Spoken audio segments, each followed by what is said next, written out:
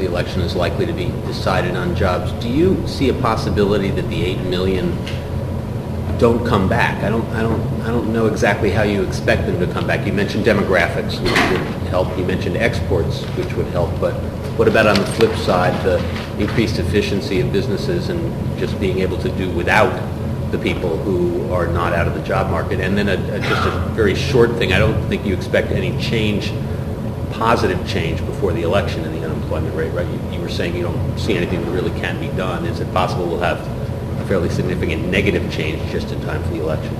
Okay. How much time do we have? You've got 4 minutes. Okay. In the very near term, the job market is going to is weakening, and it's going to weaken, particularly as measured by the unemployment rate. The unemployment rate is going to drift higher. If it's 10% come election day, I'm not sure I'd be surprised. It's going to be in that kind of ballpark. Certainly by early next year. So we need 150K in monthly payroll employment gains to stabilize unemployment. We're running at best around 100K, at best, probably south of that at the moment. So, the math is the arithmetic is clear. Unemployment is going to rise.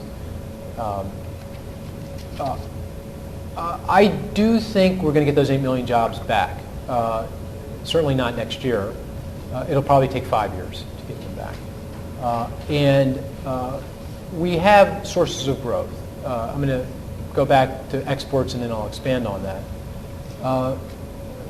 There is a lot of room to grow with respect to exports and the job creation that will engender. Some of it's pretty obvious, things that we do already, aircraft and machine tools and computer equipment and sophisticated materials, that kind of thing. In fact, they don't generate a whole lot of jobs, very productive manufacturing activities. But I do think over time we're going to start exporting services, things that we have been doing longer for anybody on the planet, and we do very, very well. We're very productive, and they embody very sophisticated workers, highly skilled, educated workers, accounting services, legal services. Your son will be employed providing legal services to Chinese companies. Management consulting services. I'm an economic consultant. Most of my growth is coming from building models for bank stress testing in Brazilian banks and in the Chinese central bank in Europe.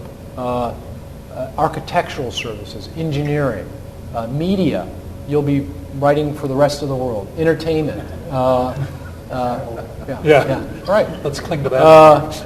So I think, and there's a boatload of jobs there, and they're the right kind of jobs. And again, we do them better than anybody because we've been doing them for a long time.